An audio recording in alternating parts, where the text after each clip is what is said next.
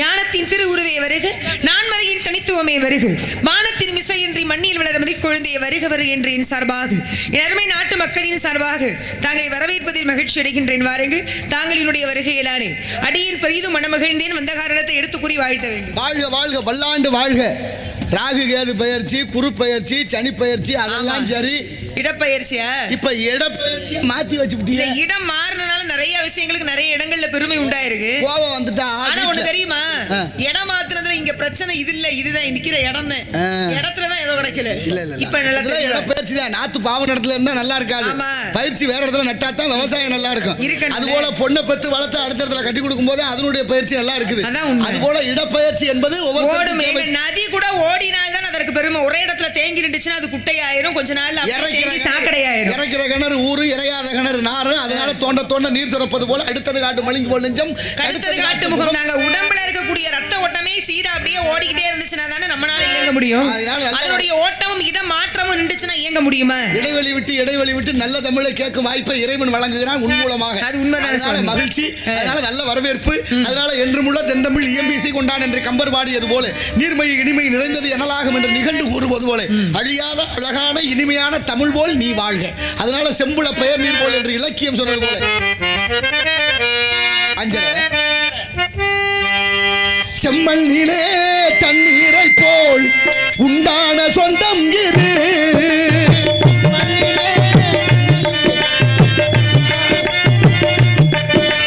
சிந்தாமணி ஜோதியை போல் உருவான பந்தம் இது.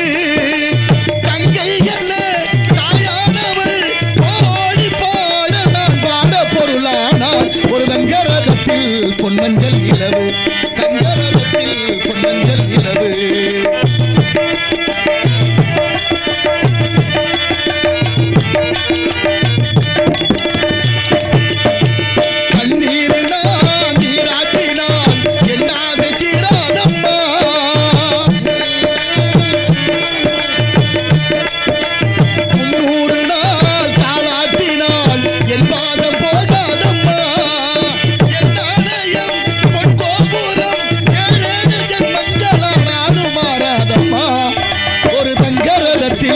மஞ்சள் நிலவு, ஒரு மஞ்சள் நிலவு.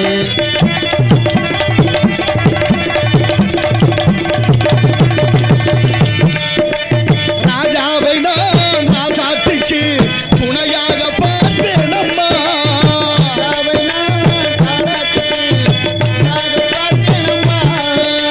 தேவர்களில் பல்லாக்கிலே ஊர்கோலம் வைப்பேன் அம்மா.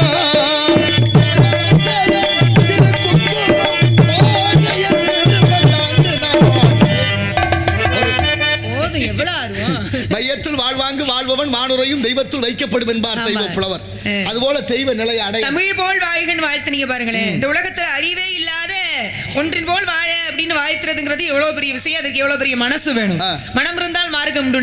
மனமது செம்மையானால் மந்திரம் செபிக்க வேண்டும். மனமது செம்மையானால் வாசி நிறுத்த வேண்டும். மனமது செம்மையானால் வாயு உயர்த்த வேண்டும். மனமது செம்மையானால் மந்திரமும் செம்மையாம்.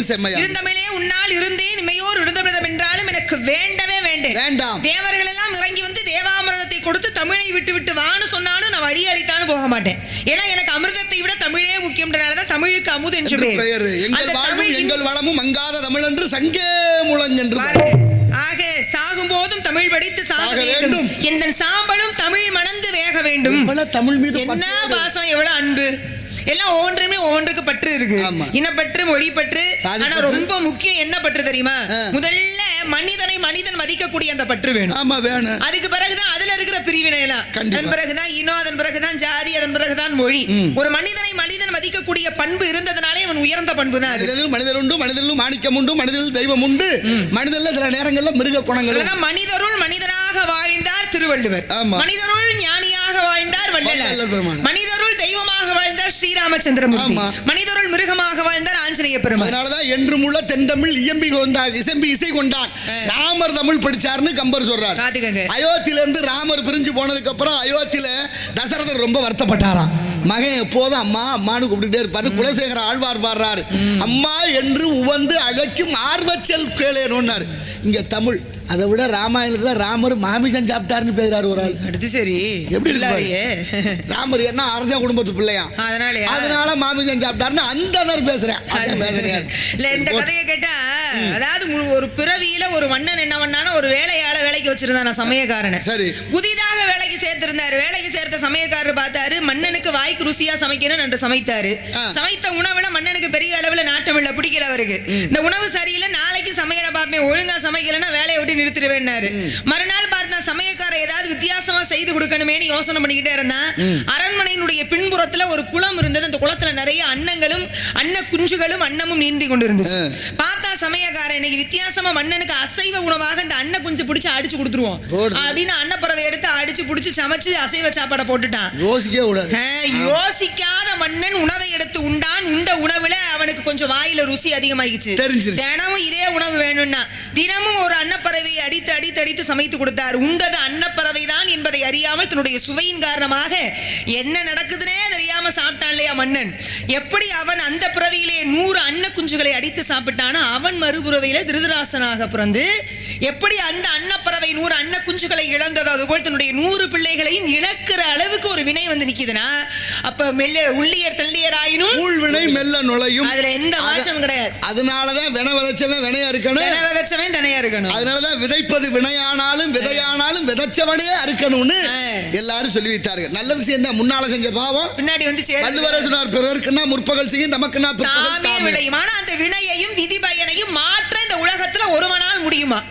செயல்பட்டு அழிந்தது செந்தூர் வயற்பொடி, தென்கடம்பின் மால்பட்டு அழிந்தது பூங்கொடியார், மாமயிலோன் வேல்பட்டு அழிந்தது வேலையும் சூரனும் வெற்பும், அவன் கால்பட்டு அழிந்தது என் தலைவேலை என் கையெழுத்தேன். அப்ப எங்கப்பன் பிரம்மன் எழுதுற எழுத்த மாத்தி அமைக்கிற அமைப்பு முருகன் எம்பெருமான் இடத்துல உண்டு. அந்த பிரம்மனையே தலையில் கொட்டி சிறையில் அடைத்து பிரணவத்தின் உட்பொருளை கேட்டவன் அல்லவா முருகப்பெருமான். ஆனால் எப்படி பாடுறாரு அருணகிரியார்? அழித்ததுன்னு பாடல, அழிந்ததுன்னு. அப்படின்னா தன்வினை பிறர் வினை ரெண்டு இருக்கு.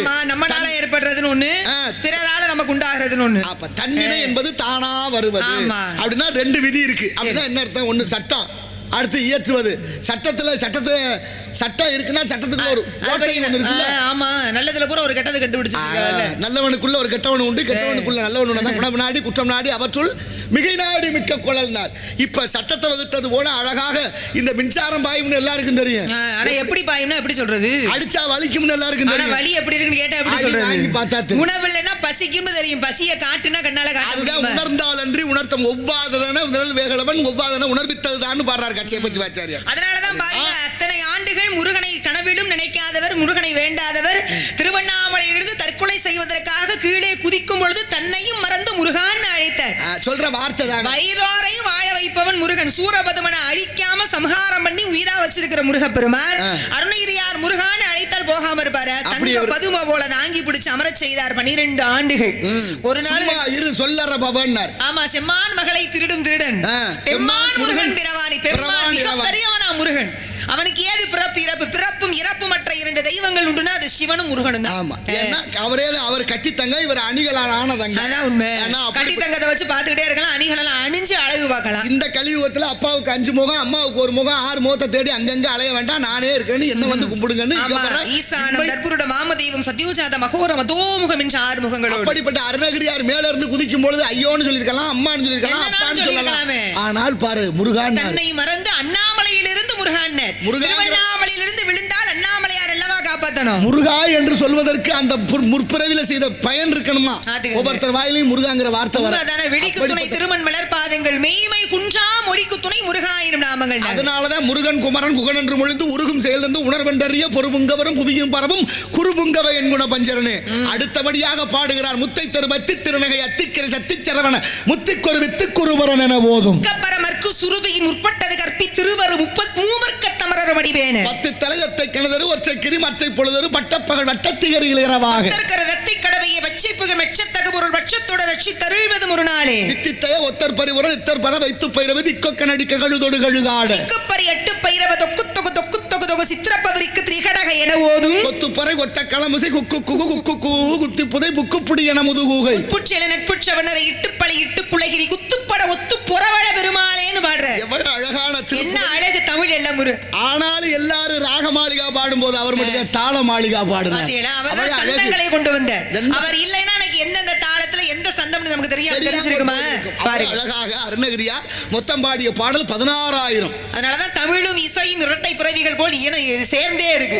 இசையா நமக்கு கிடைச்சது குறைவுதான். ஆமா 1314 பாடல்கள் மொத்தம். அதுல நம்ம ஐயா வாரியார் சுவாமிகள் உரை எழுதி இருக்கிறார்கள். திருப்புகளுக்கு உரை எழுதுறது சின்ன விஷயம் இல்ல. முதல்ல ஒன்றை செய்யணும்ன்ற எண்ணம் தோன்றணுமே. ஆமா 1300 சில்றையா இல்ல நான் ஒன்று வேற மாதிரி யோசனை படிச்சேன். உண்மையாவே ஐயாவே தான் சொல்லி அப்படியா 1000 அவர் சொன்னா கொஞ்சம் உயர் நீதிமன்றம் உச்ச நீதிமன்ற தீர்ப்பு தான். எப்படி வள்ளுவர் சொல்லிட்டாருன்னா மேல இருந்து வர தீர்ப்பு அது மாதிரி. ஏன்னா அவருடைய வழியை பின்பற்றக்கூடியவர்கள் அந்த இலக்கியங்கள் எல்லாம் தேடி கண்டுபிடிச்சு நமக்காக விட்டு சென்ற அந்த மகான்களை நினைவு வேணும் தானே. அந்த வகையில் நல்ல தமிழ் எல்லாரும் ஒரு வழியில போகும்பொழுது ஒருத்தர் மட்டும் இந்த ஓலைச்சுவடிகள் எல்லாம் ஓலைச்சுவடிகளாக இருந்தால் இப்படி ஒண்ணுமில்லாம போயிருமேன்னு நூல் வடிவம் கொடுக்கணும்னு ஆசைப்பட்டார்ல. அதனாலதான் அவரை உயர்த்தி கொண்டு போய் அவர் தமிழுக்கு தாத்தான்னு வச்சிருக்காங்க ஊவேசா அவர்களே. அந்த ஊவேசா ஐயாவுக்கு குருநாதர் ஐயா மீனாட்சி சுந்தரம் பிள்ளை. அவருக்கு தான் 10 கம்பன்னு பேரு. அந்த ஐயாவை கூட்டிட்டு மீனாட்சி சுந்தரம் பிள்ளை கிட்ட நம்ம பிள்ளைய படிக்க வைக்கணுமேனு ஊவேசா சாமிநாத ஐயருடைய அப்பா சின்ன பிள்ளை கூட்டிட்டு வந்தாராம். இங்க எல்லாம் குருகுல கல்வி படிச்சுக்கிட்டு இருக்காங்க. இவர் முடியாதுன்ட்டாராம். இப்போ எல்லாம் நேரம் இல்ல சொல்லிக் கொடுக்க முடியாது கூட்டிட்டு போயான்ட்டாராம். ரொம்ப வருத்தமா போச்சான் ஊவேசா ஐயாவுக்கு. இவர் தான் படிக்கணும்னு பிடிவாதம் பண்ணி அவருக்கு என்ன பிடிக்கும்னு கவனிச்சாராம். காலையில எழுந்த உடனேயே வீட்டுக்கு பின்புறமா போய் ஒரு தோட்டம் இருக்குமா, அங்க போய் செடிகளை பாப்பாரா. புதுசா ஒரு இலை வந்திருந்தா, புதுசா ஒரு மொட்டு விட்டு இருந்தா அதை பார்த்து அவர் சிரிப்பாராம். இதை பார்த்துக்கிட்டே இருந்து இந்த சின்ன பையனா இருக்கும்போது ஊவேசா தாத்தா அவர்கள் தோட்டத்துக்கு பின்னால போய் நிற்பாராம். இவர் வரும்போதா ஐயா இங்க ஒரு இலை வந்திருக்கு, ஐயா இங்க ஒரு மொட்டு வந்திருக்குன்னு காட்டுவாராம். இவர் யாருன்னு கேட்காம கொஞ்ச நேரம் அப்படி பார்த்துக்கிட்டே வந்திருக்கிறாரு, ரசிச்சுக்கிட்டே வந்திருக்கிறாரு. ரொம்ப முக மலர்ச்சி பிடிச்சது மாதிரி சில நடக்கும்போது முகம் மலரும் இல்லை. அதை பார்த்த உடனே கேட்குறாரு, யாருப்பா நீ இதை வந்து எனக்கு அறிமுகப்படுத்திக்கிட்டே இருக்கேன். நான் தான் ஐயா 2 நாளைக்கு முன்னால உங்கள்கிட்ட படிக்க வந்தேன், நீங்க முடியாதுன்னு சொல்லிட்டீங்க. அதுக்கப்புறம் அவர் மறுக்கவே முடியல. அந்த குருவினுடைய வழியில் சென்று அவரை வந்து அவர் எப்படி சொல்றது அவரை வசப்படுத்துவது. ஒரு குருநாதர் பார்த்தாரு, 3 சீடர்களை அழைத்தார். அப்பா இங்க வாங்க, இந்த உலகத்திலே அன்பை உணர்த்தும் பொருள் எதுவோ அதை கொண்டு வாருங்கள். 4 பேரும் போனாங்க. நான் 3 பேர்ல இன்னொருத்தன் என்ன சேர்ந்து 4 பேருமா போனாங்க. போனவன் பூரா ஒவ்வொன்று கொண்டு வந்தான். ஒருத்தன் சும்மா வந்தான். சும்மா வந்தவனை பார்த்து கேட்டாரு, ஏன்பா எல்லாரும் அவங்க கையில ஒவ்வொன்று கொண்டு வந்திருக்காங்க. ஒருத்தன் ஒரு புறா குஞ்சை கொண்டு வந்திருக்கான், ஒருத்தன் ஒரு மலரை கொண்டு வந்திருக்கான், ஒருத்தன் ஒரு வண்ணத்து பூச்சியை கொண்டு வந்திருக்கான். நீ மட்டும் ஏயா சும்மா வந்தேன்னு கேட்டார். அதுக்கு தான் அவன் சொன்னா, இல்லங்க நான் முன்னாடி இந்த புறா குஞ்சை பார்த்தேன், அது அங்கிருந்து தூக்கிட்டு வந்துட்டேன்னா அது தாயை விட்டு தூக்கினா அதனுடைய அன்பு போயிருமே விட்டுட்டு வந்துட்டேன். அதன் பிறகு இந்த மலரையும் பார்த்தேன், மலரை பறிக்கும் பொழுது ரொம்ப அழகா இருந்துச்சு, பறிச்சு கையில எடுத்துட்டேன்னா வாடி போயிருமே விட்டுட்டு வந்துட்டேன். இந்த வண்ணத்து பூச்சியையும் பார்த்தேன், இருக்கக்கூடியதுல ரொம்ப மென்மையான இறகு கொண்டது வண்ணத்து பூச்சி, தொட்டு அப்படி பிடிச்சேன்னா வாடி போயிருமே விட்டுட்டு வந்துட்டேன். அப்பதான் குரு சொன்னாரா, அன்பை உணர்த்துவது என்னன்றதை நீ இப்பதான் உணர்ந்திருக்க, உனக்கே பரிசுனாரா. ஆக அன்புங்கிறது உணர்த்தக்கூடியதே தவிர அதை எதிலையும் கொண்டு போய் வற்புறுத்தக்கூடியதோ கட்டாயப்படுத்தக்கூடியதோ கிடையாது. கொடுத்தால் அன்பு வரும், அன்பு வந்தால் அருள் வரும், அருள் வந்தால் தவம் வரும், தவம் வந்தால் சிவம் வரும். அன்பே சிவம், அன்பிற்கு உண்டோ அடைக்கும் தான். நீ இப்ப சொன்ன கதை அருமையான கதை. தாய்மான சுவாமி தோட்டத்துக்கு போறாரு, மலர் பறிச்சு ஈசனுக்கு வழிபடணுமேனு. அங்க போய் பாக்குறாரு, எல்லா பூவையும் பார்த்துட்டு வெறும் கூடையோட திரும்பி வந்துட்டாரு. வந்ததுக்கு அப்புறம் சீடர்கள் எல்லாம் கேக்குறா, ஐயா மலர் பறிக்க சென்றீங்க, மலர் இல்லையே. எல்லாமே சிவமா தெரியுது, பறிப்பது நானு சிவத்தை கிள்ளி சிவத்து மீது போடுவதா. என்ன ஒரு எண்ணம் பாருங்க, எண்ணம் உயர்ந்து விட்டா அதான் அங்கிங்கனாதபடி எங்கும் ஜெயபிரகாசமா. கண்டிப்பா கடவுள் அங்கே இருக்காரு மட்டும் இல்ல, இங்கே இருக்காரு இல்ல, எங்குமே அவர் தான் இருக்கிறார். அதனால நாட்டுப்பற்று, இனப்பற்று, மொழி பற்றி என்பது வேணும் சுவாமி. பற்றி தாராளமாக கேளுங்கள், பாருங்கள், கேட்டு தெரிஞ்சுக்கிறோம். கேளுங்க. வெளிகள் கண்டு மொழி மாதேடி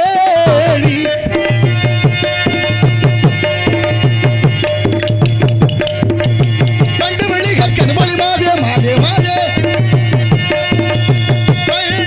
வெளிகள் கண்டு மொழி மாதேடி வாழ்ந்திருக்கும் நாடது சொல் கோதே. ஞான நிலை தானுடைந்த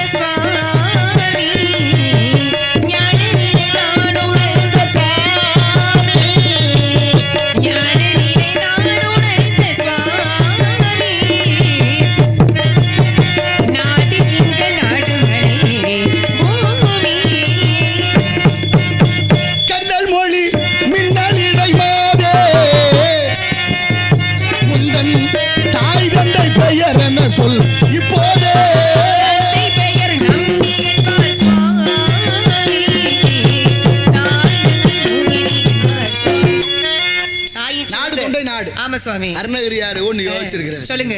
உலகத்துல எது நிரந்தரம்? எதுவும் இல்ல. ஆமா. நிரந்தரமான வாழ்க்கைக்கு மனிதன் படுற பாடு பெரும்பாடு. ஆமா. ஆனா அவர் பாக்குறாரு முருகனுக்கு ஒரு அலங்காரம் பண்ணி பார்க்கலாம்னு நினைச்சேன். சரி, நிரந்தரமான அலங்காரமா இருக்கணும், காலத்தால் அழியக்கூடாது, காலத்துக்கு நிக்கணும் அப்படின்னு யோசிக்கிறார். ஒருவேளை மலர் அலங்காரம், மலர் வாடி போகும்.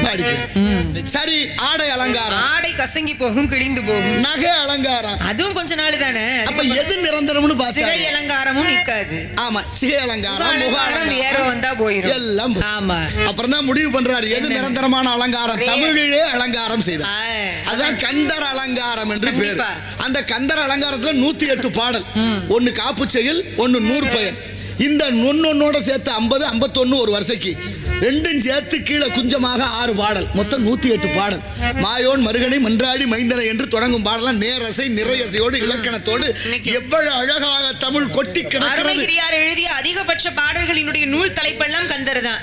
கந்தர் அனுபூதி, கந்தர் அந்தாதி, கந்தர் அலங்காரம்னு கந்தர் கந்தர் கந்த சஷ்டி கவசம், கந்தர் புராணம் எல்லாமே முருகனுடைய பெயர்கள்ல கந்தான்ற பெயர் ரொம்ப சிறப்பா விளங்கும். ஆமா, கந்தன் பல பொருள் உண்டு. கந்தன் சிவபெருமானுக்கே கந்தனால பேரு சோமாஸ் கந்தர்னு சொல்லுவாங்க. சிவனுக்கும் பார்வதி தேவியாருக்கும் இடையிலே கந்த பெருமான் அமர்ந்திருந்தால் அந்த ரூபத்திற்கு அந்த மொத்த அழகிற்கு கந்த சோமாஸ் கந்தர் குடும்பத்தோட கூடி இருந்தா சோமாஸ் கந்தர். அதனால இன்னைக்கு மகா சிவராத்திரியின் பொழுது 4 ஜாமத்துல 4 பேரை வணங்கணும்.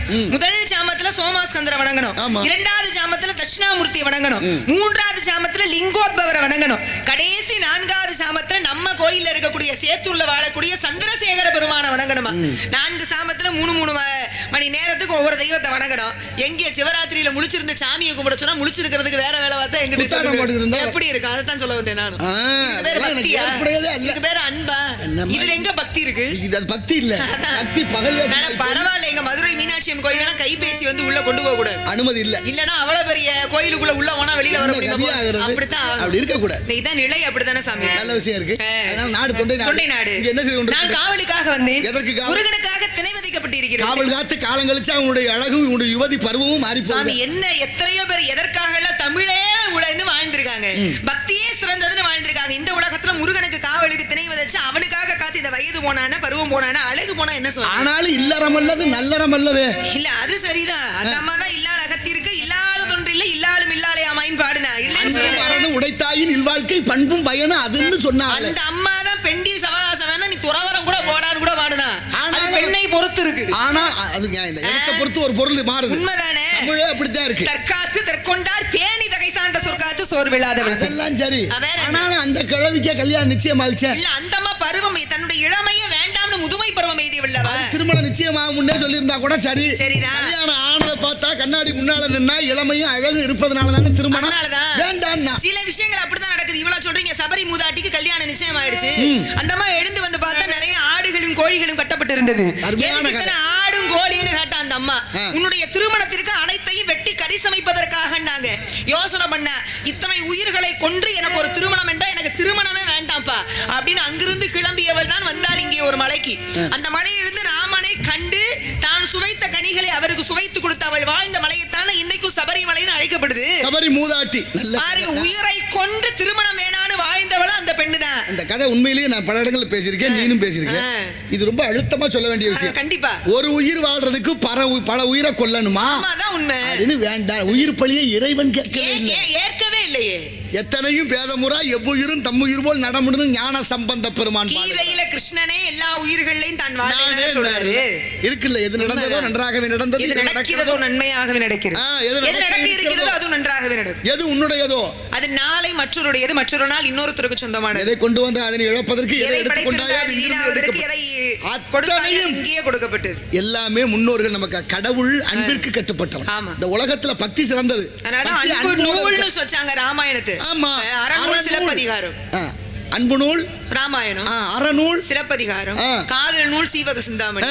ஒவ்வொன்றுக்கும் பேர் இருக்கு. ஆமா, பக்தி நூல் பெரிய புராணம். மொத்தமா நூல்னு பேர் வச்சு. ஆமா, புத்தகத்தை நூல்னு. ஏன் நூல்னு காரணம் இருக்குல்ல. நூல்னா காதற்ற ஊசியும் வாராது காணும் கடைவழிக்கேன்னு பட்னத்தாருடைய பிள்ளை சொன்னாரு. ஆமா, ஆனா ஊசி காதுள்ள ஊசிக்குள்ள நூல் நுழைஞ்சா துணி கிழிஞ்சு போனா தைக்க உதவுது. ஆமா, கிழிசல தைக்க உதவுது. நல்ல ஞான நூல். மாமனார் சுவத்தை கட்டும் போது பாத்தீங்கன்னா நூல்ல ஒரு கனமானதை கட்டி அதுக்கு பேர் தூக்கு குண்டுன்னு பேரு. பக்குவம் இருக்கணும்ல, சமமா கிடைக்கணும்ல. மனை சரியில்லை என்றால் நூலை பிடி, மனம் சரியில்லை என்றால் நூலை படி. அது போல அந்த நூல் என்று நூல் சொன்னதாம், இன்று என்னை தலை குனிந்து படி, நாளை உன்னை இந்த உலகில் தலை நிமிர்ந்து வாழ வைக்கிறேன். நல்ல படி சங்க தமிழ் நூல்களை படி, படி நூலை படி, சங்க தமிழ் நூலை படி, படி நூலை நல்ல படிப்பு. ஆமா உண்மைதான். நல்ல படிப்படியா இருந்து மற்றவர்களுக்கு படிப்படியா படிப்பினை உண்டாக்குவோம். அதனாலதான் கற்கை நன்றே பிச்சை புகினும் கற்கை நன்றேனாங்க. அம்மா தான் பிச்சை எடுக்காதன்னா அந்த அம்மா தான் சொன்னா, படிக்கிறது சரிதான், படிச்சாலும் பிச்சை எடுத்தாலும் படினாங்க. படிச்சதுக்கு அப்புறம் பிச்சை எடுக்கப்படாது, அது தப்பு இல்ல. தப்பு இல்லையா? அதனால ஒரு சொன்னா பேரறிஞர் பிளேட்டோ சொல்றார், படிக்காமல் இருப்பதை விட பிறக்காமல் இருப்பதே மேல். இன்னொருத்தர் சொன்னாரு, முகத்திலே கண் இருந்தாலும் குருடன் எவன் அப்படின்னா கல்வி இல்லாதவன் தான் குருடனா. ஆமா, முகத்தில் கண் கொண்டு பார்க்கின்ற மூடர்கள் அகத்தில் கண் கொண்டு பார்க்கணும். அதனால அகக்கண்ணை வளர்க்கணும், ஞானம் பெறகணும், அறிவை வளர்க்கிறதுக்கு ஒரு வழி இந்த உலகத்துல உண்டுன்னா கல்வி மட்டும்தான். எண்ணற்ற புலவர்கள், எண்ணற்ற அறிவாளிகள் தோன்றிய நாடு. பக்கத்துல பகழிக்குத்தர் தோன்றிய பிறந்த ஊரு கூட பக்கத்துல தான் இருக்கு, சதுர்வேதி மங்கலம். அப்படி எத்தனையோ புலவர்களால இந்த நாடு நிரம்பி தமிழை காத்தார்கள். இன்று தமிழை வச்சு பிழைப்பு நடத்தி கொண்டு தமிழையே அழித்துக் கொண்டிருக்க ஒரு கூட்டம். போட்டோம் இயலிசி நாடகம் என்ற முத்தமிழ் முழங்குற மேடை. பெண்களுக்கு புரிய பருவங்கள் 7 அடைந்திருக்கும் பருவம், மங்கை பருவம், ஆடிப்பட்டா, தேடி விதைக்கணும், தூத்திக்கணும், பருவத்தை பயிர் செய்யணும், பெரியவங்க செய்தா பெருமாள் செஞ்ச மாதிரி. பெருமாள் பேரை உனக்கு ஒரு நல்ல விசேஷம் இங்க நடக்கணும்னு நினைக்கிறேன். சுவாமி, நீங்க பொதுவாவே நாரதருடைய கழகம் நன்மையில முடியும். நாரதர் எதை செய்தாலும் விசேஷமா தான் இருக்கும். ஆனால் அந்த கழகம் இருக்கலையே, அதை சமாளிக்கிற காலகட்டம் கொஞ்சம் கடுமையா இருக்கும். அதான் உண்மை. அது சரிதான், சோதனைக்கு பின்னான சாதனை. 63 நாயன்மார்களுக்கு வராத சோதனையா? அவர்கள் எல்லாம் சிக்கன பிடித்துக் கொண்டார்கள். யானுனை சிக்கன பிடித்துக் கொண்டேன் திருவாசகத்துல பாடின மாதிரி பிடிச்சிருக்காங்க. பொழுதும் எண்ணஞ்சில் நீங்காதான் தாழ் வாழ்கின்ற வாள் இணை தூட்டும் தாயினும் சால.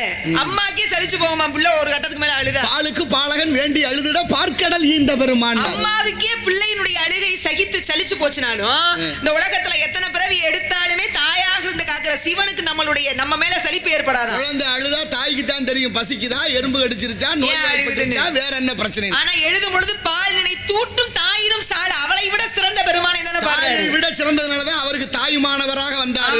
என்ன சொல்றேன், பருவகாலத்தை வீணாய்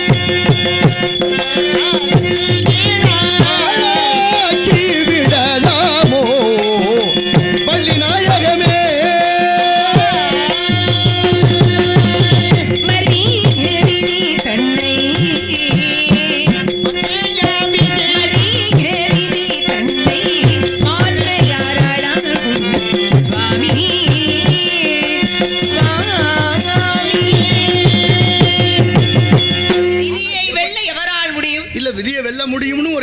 பேசிட்டு சொல்லுங்க. ஆனா அந்த கதையினுடைய கட்டுப்பாட்டை மீற முடியல பத்தியா? இல்ல, விதியை வெல்ல முடிஞ்சது, அது விதிப்படி தான் விதியவே வெல்ல முடிஞ்சிச்சு.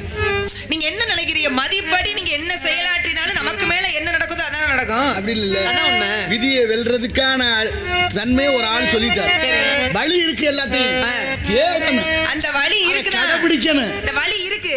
ஏன் தேடாம இருக்கும் தெரியுமா? சில பேர் பாத்தீங்கன்னா தேடவே மாட்டாங்க. ஏன்னா அது விதி. அப்படி இல்ல, வேலை செய்யணும்ல.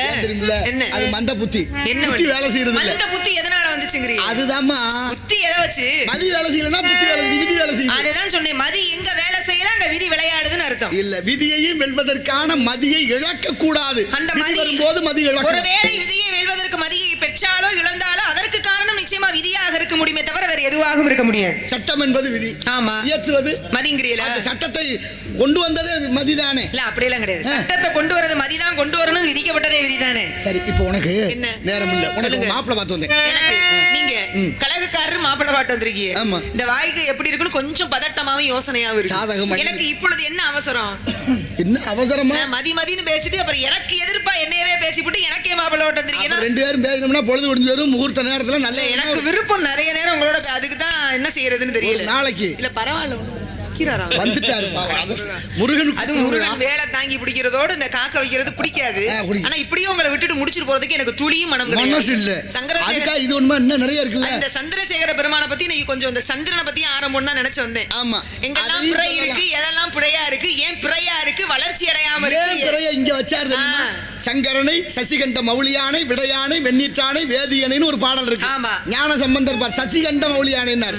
சசினா சந்திரன், கண்டம்னா உடைஞ்சு போனது, உடைஞ்ச சந்திரனை இங்க வச்சிருக்கிறாரா? அவர் மட்டும் வச்சிருக்கல, அதை தாண்டி கலைவாணியினுடைய சிரசுல பார்த்தீங்கன்னா பிறை இருக்கும். ஏன் வச்சிருக்கேன்னா நம்ம கல்வியினுடைய தலைவி எப்படி பிறை நாளுக்கு நாள் வளர்ந்து முழு பௌர்ணமி நிலவாக சொல்லிக்கிறதோ அதுபோல் கல்வி செல்வம் என்பது வளர்ந்து கொண்டே வச்சிருக்காளாம். இவர் ஏன் வச்சாரு தெரியுமா? ஏன் வச்சாரு? கால்ல விழுந்தா பிள்ளைய தூக்கி இடுப்புல வைக்கணும். ஆமா. அடியில விழுந்தவன தூக்கி மடியில வைக்காம தலையில தூக்கி வச்சிருக்காரு. அப்ப இறைவனை வணங்கி விட்டால் மடியில. அவர் ஏற்கனவே ஒரு பொம்பளையால கூட தலையில தான் தூக்கி வச்சிருக்காரு.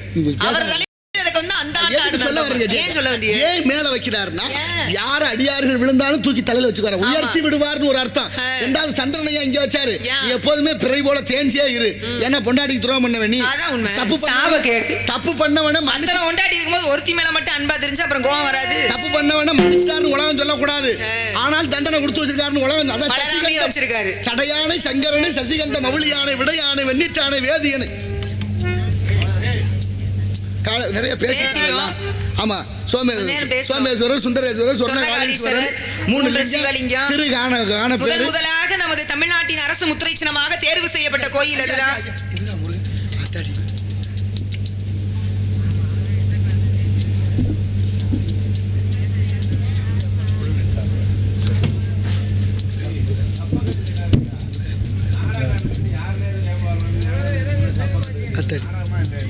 இல்ல அப்படி சொல்லாது, அது ஒரு விருப்பம். அவர் ஏதோ அங்க இருந்து வந்திருக்காரு, நாடகம் நடக்கிறத பார்த்து வந்திருப்பாரு. பக்தியில வந்து ஆளையாறு வேலை பத்தி பேசுங்கன்னு வரா. சில பேர் சம்பந்தம் இல்லாம கதைக்கு இல்லாம பாடல அதை பாடு இதை பாடுனுவாங்க. ஒரு 10 ரூபாயை கொடுத்துட்டு 100 பேர் இருக்கும் ஒரு பேப்பர்ல, அதை பூரா படிச்சு சொல்லணும், பாட்டு பாட. ஆனா வந்தவொடனே கேட்டது காளையார் கோயிலோட சிறப்பை சொல்லுங்கன்னு. அப்பதான் இருந்து நானும் வந்து பேசினேன், அண்ணன் வந்து பேசிட்டு தான் இருந்தாங்க காளையார் கோயிலை பத்தி. அவன் முதன்முறையாக தமிழ்நாட்டின் அரசு முத்திரை சின்னமாக தேர்வு செய்யப்பட்டதே காளையார் கோயில் தான். மாறியது இருக்கட்டும். அன்பளிப்பினை வாரி வழங்கி நல்லாசி வழங்கி மேடையில் ஒரு கலைஞனை வந்து ஒரு ரசிகர்கள் பாராட்டுறதை விட இந்த உலகத்துல மிகப்பெரிய விருது வேற எதுவுமே இல்லைன்னு மனப்பூர்வமா ஏத்துக்கிறவங்க நாங்க. வந்து ஆசி வழங்கி அன்பளிப்பளித்த ஐயா அவர்களுக்கு கலை குடும்பத்தின் சார்பாக சிறந்தான வணக்கங்கள், மனமார்ந்த நன்றி. நன்றிங்கய்யா. முருகன் வர வேண்டிய நேரம் ரொம்ப தாண்டி போயிட்டோம், மன்னிக்கணும். அதனால இன்னொரு மேடை பக்கத்துல ரொம்ப நிறைய பேசுவோம். மகிழ்ச்சி மகிழ்ச்சி மகிழ்ச்சி. அம்மா உனக்கு ஒரு முருகன் என்ன முருகன் மனமலையில உளறீல அவ்வளவு வந்துட்டு எனக்கு நினைச்சேன் அப்பவே. நான் சோழியான் குடும்பி சும்மாடாகுமா, சோழியன் குடும்பி சும்மாடாகாது. அதான் நான் தெளிவா சொல்லிட்டேன், சும்மாடாகுமா. பழமொழி பூரா மாறி போச்சு. பழமொழி உண்மை அதுதான். நிறைய பழமொழியில ஒரு பழமொழி சொல்லிட்டு இருந்தீங்க கேட்டேன். அது இருந்து போட்டோம். என் மாப்பிள்ளை பேரு முருகன். எந்த ஊரு? அழகன். அவனா? குலகன். முருகன். குக்குடகதாரி தெய்வம். அங்க ஏறி என்ன அர்த்தத்துல பாட்டு வந்து படிக்கிறது ராமாயணம், இருக்கிறது பெருமாள் கோயிலா. அனுதினமும் வணங்குற முருகனை எனக்கு மனவாளனா பாத்துட்டு வர மனசு எப்படி வந்துச்சு உங்களுக்கு? எந்த அர்த்தத்துல நான் ஏத்துக்கிறேன்னு முருகனை மாப்பிள்ளையா பாட்டு வந்தீங்க? போனா போகுது மச்சின பொண்டாட்டியாச்சுன்னு நான் வேணாங்கிற. அப்புறம் எப்படி மச்சினே பொண்டாட்டி? மனசுக்கு நடந்து போறாரு. எனக்கு புருஷனா இருக்க ஒரு காலம் அனுமதிக்க மாட்டேன். நடிக்க வேண்டிய அவசியம் கிடையாது. உலக நடிப்பாவு அப்ப ஆறு நீங்க சொல்லாதீங்க. அது ஒரு அசுரை பக்கம் போனா அவருக்கு நல்லது மாதிரி நடிப்பீங்க, தேவர்களை பக்கம் வந்தா இவங்களுக்கு நல்லவங்க மாதிரி நடிப்பீங்க. வந்து ரொம்ப நடுநிலைவாதி நீங்களா? அதுக்கு பேர் நடுநிலைவாதம் இல்ல, இடத்திற்கு தகுந்தார் போல் தன்னை காத்துக் கொள்வதற்கு பேர் தான் அது பேர் நடுநிலைவாதமா. நெருப்பு ஒண்ணுதான் தனித்துவம். ஆமா, அதெல்லாம் எதோட சேர்ந்தோ அதுவா மாறும். ஆமா, நெருப்பு மட்டும்தான் எதை சேர்த்தாலும் அதுவாக மாற்றிக்கொள்ளும். அதனாலதான் சில பேர் அது மட்டும் கிடையாது, மத்ததெல்லாம் மேல போட்டோம்னா கீழே வரும். நெருப்பு மட்டும்தான் கீழே நோக்கி பிடிச்சாலும் மேல் நோக்கி எரியும். அப்படி மேல இருந்து கீழே விழுகிறத கண்டுபிடிச்ச வந்து ஐசக் நியூட்டன். ஆமா, அவன் கண்டுபிடிக்காம விழுந்தப்ப சும்மா எடுத்து தின்னுட்டு உட்கார்ந்திருந்தா நேரம் இவ்வளவு பெரிய அறிவியல் விஞ்ஞான வளர்ச்சி அடைஞ்சிருக்குமா? அவ்வளவு பெரிய அறிவாளிக்கு ஒரு விஷயம் தெரியாம போச்சு. அதுக்கு என்ன பண்றது? பூனைக்குட்டி வந்தா பூனையோட குட்டி. ஆமா தெரியும் அந்த கதையெல்லாம். அந்த கதைகெல்லாம் இப்ப நேரம் இல்ல. ஆனா மாப்பிள்ளை எனக்கு பிடிக்கல. நீங்க என்ன தலைகீழா நின்னு தண்ணி குடிச்சாலும் முருகனை எனக்கு மனவாளனா கட்டி வைக்க ஒருகால முடியாது. இன்று பொழுது அஸ்தமனம் ஆவதற்குள் பாடவா நேரம் இல்லையா? வடிவேலன் குடிகொண்டு வாழ்கின்ற ஊர், பலம் கூட கடலோர் வளர்கின்ற ஊர், சுடர் வேளால் வரும் நீரை சுவைக்கின்ற ஊர், படை வீட்டில் ஒன்றான பதியாம் செந்தூர்.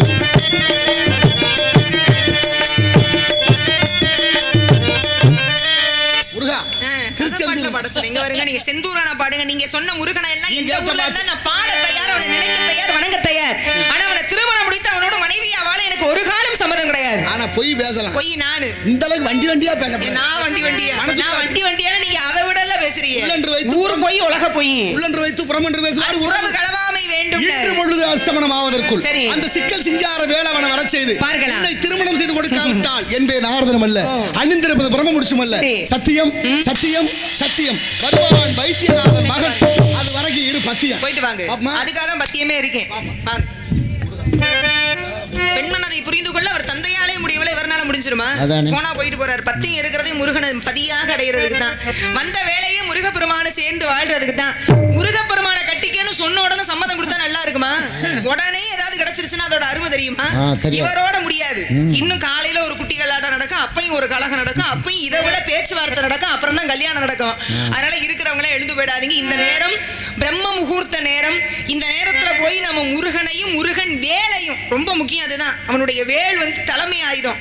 அந்த வேலை வணங்கணும்னா முருகனுடைய ஆலயத்திற்கு சென்று அப்பதான் வணங்க முடியும். ஆனா நம்ம ஊர்ல இந்த நேரத்துல முருகனே வேலோடு காட்சி கொடுக்க போறாரு.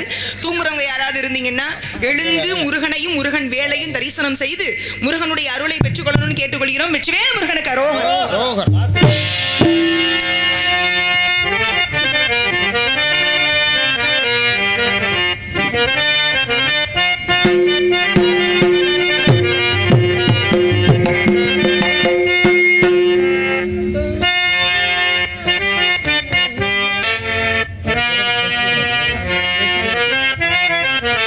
மரணத்தை எண்ணி கலங்கிடும் விஜயா, மரணத்தின் தன்மை சொல்வேன். மானிடரான்மா மரணமைதாது மறுபடி பிறந்திருக்கும். மேனியை கொள்வாய், மேனியை கொள்வாய், வீரத்தில் அதுவும் ஒன்று. நீ விட்டு விட்டாலும் அவர்களின் மீன் வெந்துதான் தீரும் ஓர் நாள்.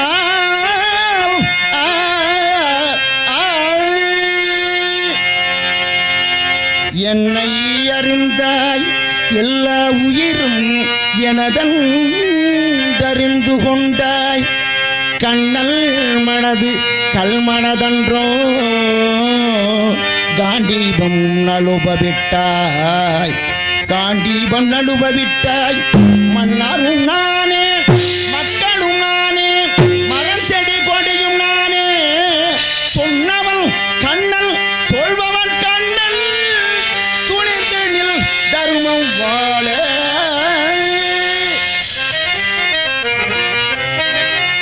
புண்ணியம் இதுவென்று உலகம் சொன்னார், அந்த புண்ணியம் கண்ணனுக்கே.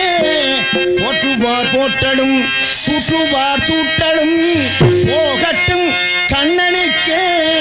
கண்ணனே காட்டினான், கண்ணனே தாக்கினான், கண்ணனே புலை செய்கின்றான். காண்டீபம் எழுக, நின் கைவன்மை எழுக, இக்களமெல்லாம் சிவக்க வாழ்க.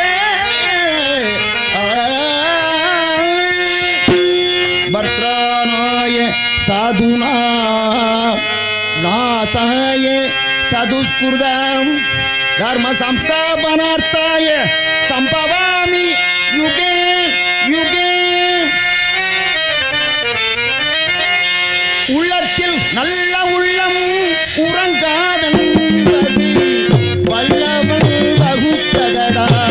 கர்மா வருவதை எதிர்கொள்ளடா. உள்ளத்தில் நல்ல உள்ளம் உறங்காதன்பது வல்லவன் வகுத்ததடா. கர்மா வருவதை எதிர்கொள்ளடா.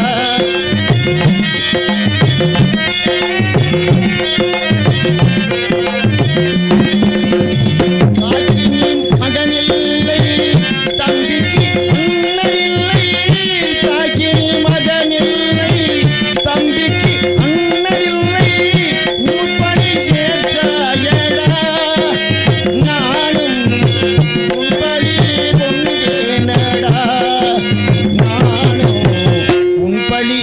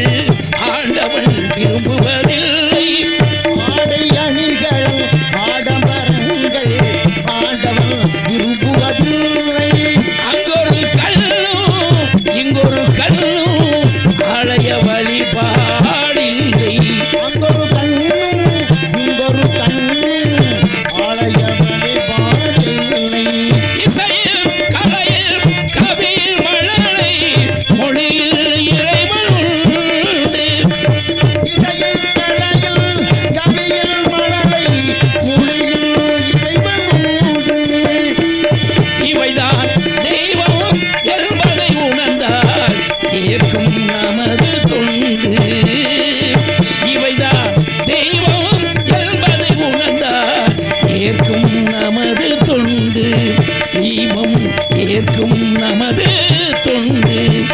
அந்த தெய்வம் இருப்பது எங்கே? அது இங்கே வேறெங்கே? தெய்வம் இருப்பது எங்கே? பேரன்புக்குரிய பெரியவர்களே, பெருமதிப்புக்கு மரியாதைக்கும் உரிய தாய்மார்களே, எனது உயிரினும் மேலான சகோதர சகோதரிகளை, உங்கள் அனைவருக்கும் எனது சார்பாகவும் எங்களது கலைக்குழுவின் சார்பாகவும் நன்றியும் நன்றி கலந்த வணக்கத்தினையும் உங்களது பொற்பாத கமலங்களிலே சமர்ப்பித்து, இந்த நல்ல வாய்ப்பினை எங்கள் அனைவருக்கு வழங்கிய கிராமத்து பெரியவர்களுக்கும் விழா குழுவினர்களுக்கும் இளைஞர்களுக்கும் அன்பு தாய்மார்களுக்கும் இந்த நாடகத்தினுடைய அமைப்பாளர் பெருமதிப்புக்கும் மரியாதைக்கும் உரிய எனது உயிரினும் மேலான, நான் ட்ரௌசர் போட்ட காலத்தில் இருந்து முதல் அரங்கேற்றத்துக்கு தம்பி தான் வந்திருந்தீங்க. ஆமாம், அந்த இருந்து இன்றைய வரைக்கும் அண்ணன் மேலே நான் அளவு கடந்த பற்று பாசம் உள்ள ஆள். நாடக நடிகர்களில் உங்களை மாதிரி ஆளுகள்லாம் 1000ல் ஒருவர் தான். இன்னும் சொல்ல போனால் கோடியில் ஒரு ஆள் தான் இருக்கணும். அந்த மாதிரி ஒரு சூது வினயம் இல்லாத ஒரு அற்புதமான மனிதன். ஆனால் நல்லவர்களை இறைவன் சோதிக்கிறான். அது நினைக்கும் போது தான் ஒரு சில நேரங்களில் இறைவன் சோதிக்காமல் எதுவுமே கிடைக்கிறதில்ல. ஆனால் அது அளவுக்கு மீறிய சோதனைன்னு பண்ணும்போது தான் எல்லா வல்ல அந்த இறைவன் தான் அதுக்கு ஒரு வல்ல உங்களுடைய மனசுக்கு நீடித்த ஆயிலும் நிறைந்த சந்தோஷத்தோடு உங்களுக்கு அந்த எல்லா வல்ல அந்த சந்திரசேகர பெருமான், அந்த மரகதவள்ளி தாயாரும், அந்த சங்கரதாஸ் சுவாமிகள் உங்களுக்கு அருள் புரியணும். அந்த வகையில் இந்த நாடகத்திற்கு இன்னும் ஒரு நடிகனாக வெளியில் வரும்போது வந்தவொடனே யாருமே பெரிய ஆளாகிட கிடையாது. பல பேருடைய முயற்சியினால் தான் ஒரு நடிகன் பெரியனாக முடியும். அந்த வகையில் இன்றைக்கு நமது நாளைக்கு நடைபெறக்கூடிய அந்த அன்னதானத்தினுடைய சமையல் என் அருமை மாமா நரசிங்கம் என்ன, என் குருநாதர்களில் அவர் ஒருத்தர். என்னை தூக்கி வளர்த்தவர். நாடக உலகத்தில் என்னை வளர்த்து இந்த இடத்துக்கு கொண்டாந்து நிறுத்தியவர். அவருக்கும் எனது சார்பாகவும் என் கலைக்குழுவின் சார்பாகவும் நன்றியை தெரிவித்துக் கொண்டு எனது பணியை தொடர்கின்றேன். நன்றி, வணக்கம்.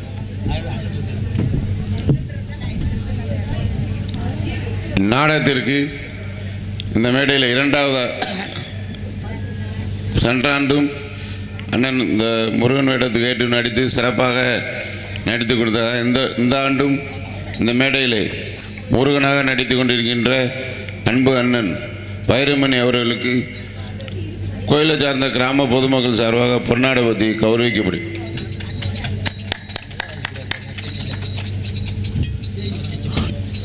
இளைஞர்கள் சார்பாக முருகனாக வேடமெடுத்து நடித்து கொண்டிருக்கின்ற அன்பு அண்ணன் வைரமணி அவர்களுக்கு மேலச்சத்தூர் இளைஞர் சார்பாக பொன்னாடை பற்றி கௌரவிக்கப்படும்.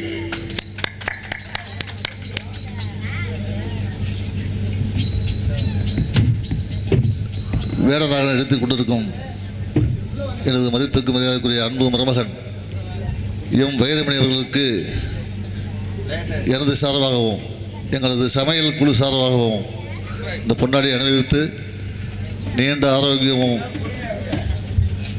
இந்த தென்னகத்திலே அவர் போகாத ஊரில் இன்னும் நிறையா ஊர் போக வேண்டும் என்று கேட்டுக்கொண்டு இந்த பொன்னாடியை அணிவிக்கின்றேன்.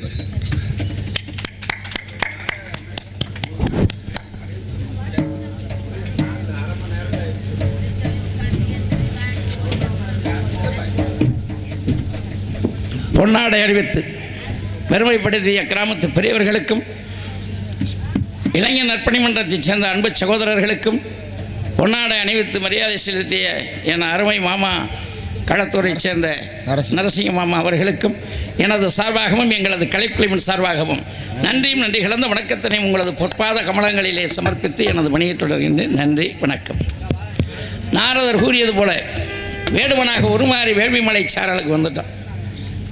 இந்த உலகத்தை ஒரு மனிதனுடைய வாழ்க்கை என்ன சொல்கிறான்? கூட்டல், கழித்தல், பெருக்கல், வகுத்தல், 4 கிலோ ஒரு மனிதனுடைய வாழ்க்கை. ஒரு மனிதன் கூட்டணும்னா எதை கூட்டணும்? நல்ல பழக்க வழக்கங்களை, நல்ல உறவுகளை, நல்ல நண்பர்களை ஒரு மனிதன் கூட்ட தெரியணும். கழிக்கணும்னா எதை கழிக்கணும்? கெட்ட பழக்க வழக்கங்களை, கெட்ட பழக்க வழக்கம் உள்ள நண்பர்களுடைய சவகாசத்தை ஒரு மனிதன் கழிக்க தெரியணும். பெருக்கணும்னா எதை பெருக்கணும்? வசதி வாய்ப்புகளை பெருக்கிக்கணும். 10 ரூபா நம்ம பையில் இருந்தால் 10 பேருக்கு நம்ம யாருன்னு தெரியும், இல்லைன்னா யாரு என்னக்கும் தெரிய மாட்டோம். அதே நேரத்தில் இந்த பணங்காசை சம்பாதிக்கணுங்கிறதுனால எப்படி வேணாலும் சம்பாதிக்கலாம், எவன் குடியை கெடுத்து வேணாலும் சம்பாதிக்கலாம் அப்படின்னு ஒரு இடத்துக்கு போயிடாம அதுக்குன்னு சில வழிமுறைகளை வகுத்து தன்னுடைய பொருளாதாரத்தை ஒரு மனிதன் உயர்த்திக்கணும் அப்படின்னாங்க. காதற்ற ஊசியும் வாராதுகான் கடைவெளிக்கேன்னு சொல்லையில் தான் பட்டினத்தாருக்கு ஞானம் வந்துச்சு. உன் உயிர் போயிடுச்சுன்னா நீ எதை கொண்டு போக முடியும்? எதையும் கொண்டு போக முடியாது. ஒவ்வொரு மனிதனும் கடைசியில் எதை கொண்டு போக போகிறான்? அவங்க செய்யக்கூடிய பாவத்தையும் புண்ணியத்தையும் தான் ஒரு மனிதனால் கொண்டு போக முடியும். அதனால் முடிஞ்சால் அடுத்தவனுக்கு உதவி செய்யுங்க. உதவி செய்ய முடியலையா, உபத்திரியம் பண்ணாமையாவது வாழ பழகிக்கங்க. அது நம்ம அந்த இறைவனுக்கு செலுத்துகிற பெரிய நன்றி கடை. அந்த வகையில் இன்றைக்கு உலகம் எதை நாடி ஓடிக்கிட்டு இருக்கிறோம் அப்படின்னு பார்த்தோம்னாக்க, பணபந்தியிலே குணங்குப்பையிலே இதை பார்த்து அறிந்து நடக்காதவன் மனிதனில்லே, பிழைக்கும் மனிதனில்லே. பணம் பந்தியிலே குணங்குப்பையிலே இதை பார்த்து அறிந்து நடக்காதவன் மனிதனில்லே, பிழைக்கும் மனிதனில்லே. பணம் பந்தியிலே குணங்குப்பையிலே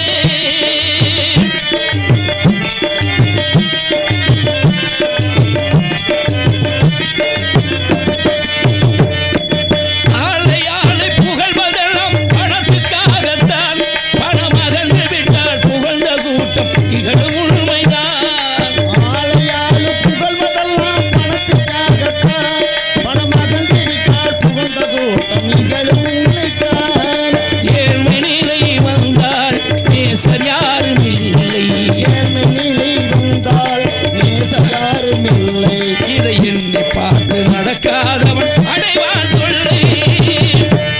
பணபந்தியிலே குணங்குப்பையிலே இதை பார்த்து அறிந்து நடக்காதவன் மனிதனிலே, பிழைக்கும் மனிதனிலே.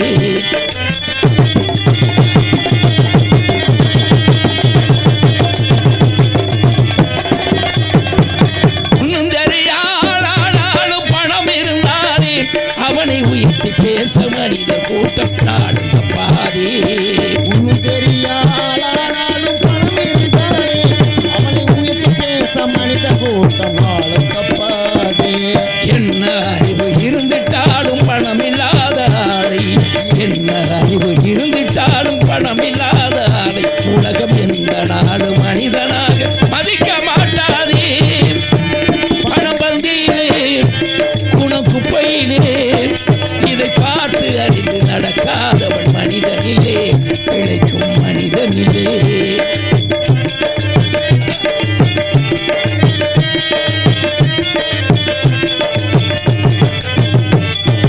உன்னால் உயர்ந்த நிலையடைந்தோ நிறைய பேர்கள் உண்டு, உனது நிலையை தாழ்ந்த பின்பு ஒழுங்குவார்கள் கண்டு. உன்னால் உயர்ந்த நிலையடைந்தோ நிறைய பேர்கள் உண்டு, உனது நிலை ஒதுங்குவார்கள் கண்டு. அண்ணாய் அவரை மதித்தினியும் துணிவுமே கொண்டு, அண்ணாய் அவரை மதித்தினியும் துணிவுமே கொண்டு, நாளும் முயன்று பாடுபட்டால் வெற்றியும் உண்டு. பணம் பந்தியிலே குணங்குப்பையிலே இதை பார்த்து அறிந்து நடக்காதவன் மனிதனிலே, பிழைக்கும் மனிதனிலே. பணம் பந்தியிலே குணங்குப்பையிலே